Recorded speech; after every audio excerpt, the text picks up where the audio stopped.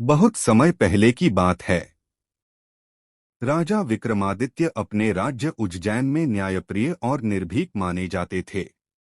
उनकी बुद्धिमत्ता, साहस और दृढ़ संकल्प की चर्चा पूरे आर्यावर्त में थी। पर एक दिन उनके महल में एक अद्भुत साधु आया, जिसने कहा कि एक नया बेताल विक्रम की परीक्षा लेना चाहता है। वह साधु बोला, राजन, उत्तर दिशा में छायापुर नामक एक नगर है, जहां लोगों की परछाइयां उनसे अलग हो चुकी हैं। रात को वे परछाइयां जीवित होकर अपने मालिकों से बदला लेती हैं। केवल वही राजा इस श्राप को समाप्त कर सकता है, जो सत्य और करुणा में समान हो। विक्रम ने तुरंत आदेश दिया, मैं स्वयं जाऊंगा।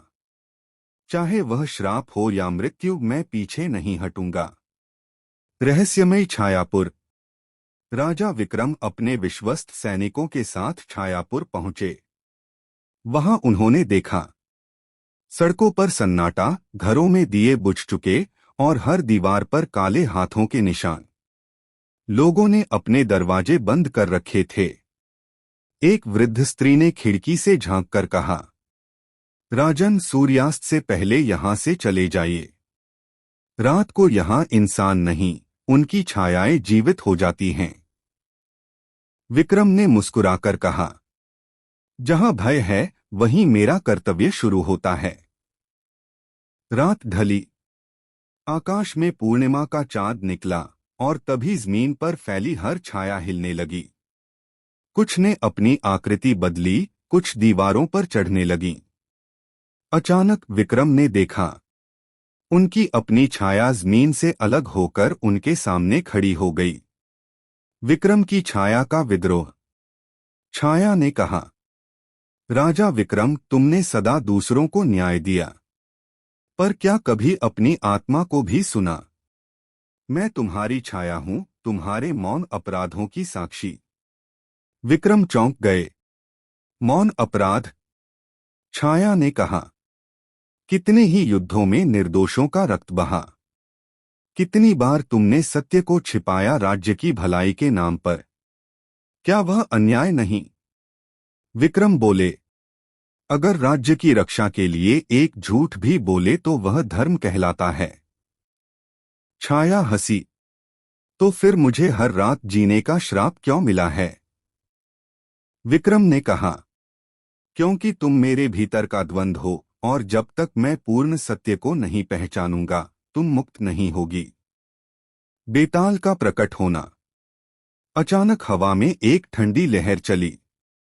एक विशाल बरगद के पेड़ पर से बेताल उतर आया, वही जो सदियों से विक्रम का साथी और परख करता रहा था।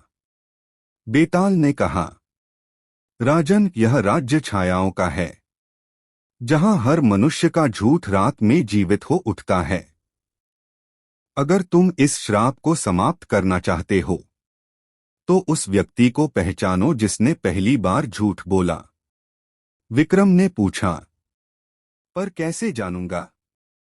बेताल बोला, हर छाया अपने मूल की ओर लौटती है, पर पहली झूठी छाया कभी अपने मालिक से नहीं मिलती।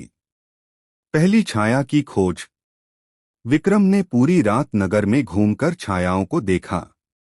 कुछ छायाएं बच्चों की थीं, कुछ व्यापारियों की, कुछ रानियों की, पर एक छाया ऐसी थी जो किसी से नहीं मिल रही थी। वह छाया मंदिर की दीवार पर बैठी थी, और उसके आंसू चांदनी में काले मोती बनकर टपक रहे थे। विक्रम आगे बढ़े और बोले, बताओ, तुम किसकी छाया हो? वह बोली, मैं उस साधु की छाया हूं जिसने इस नगर को श्राप दिया। विक्रम बोले, तो साधु कहाँ है? वह बोली, वह साधु अब तुम्हारे दरबार में मंत्री बन चुका है, और हर सत्य को राजनीति कहकर झूठ में बदलता है। विक्रम ने तब सत्य समझा। वह साधु जिसने उन्हें छायापुर भेजा था, वही असली दोषी था। विक्रम की परीक्षा और निर्णय। सुबह होते ही विक्रम उज्जैन लौटे। दरबार में वही साधु बैठा था। विक्रम ने कहा, तूने छायाओं को क्यों श्राप दिया? साधु हंसने लगा। क्योंकि मैं देखना चाहता था कि कौन सा राजा अपने ही अंधकार का सामना करने की हिम्मत रखता है। तुम पास हो गए, विक्रम। अब तुम्हारी आत्मा और तुम्हारी छाया दोनों एक हो चुके हैं। इतना कहते ही साधु गायब हो गया और महल की दीवार पर खुद विक्रम की परछाई ने मुस्कुराकर प्रणाम किया। कहानी की सीख, मोरल ऑफ द स्टोरी। सत्य केवल बोलने में नहीं, पहचानने में भी होता है। जो अपने अंधकार से डरता नहीं, वही न्याय का सच्चा राजा कहलाता है। Please like, share and subscribe our YouTube channel.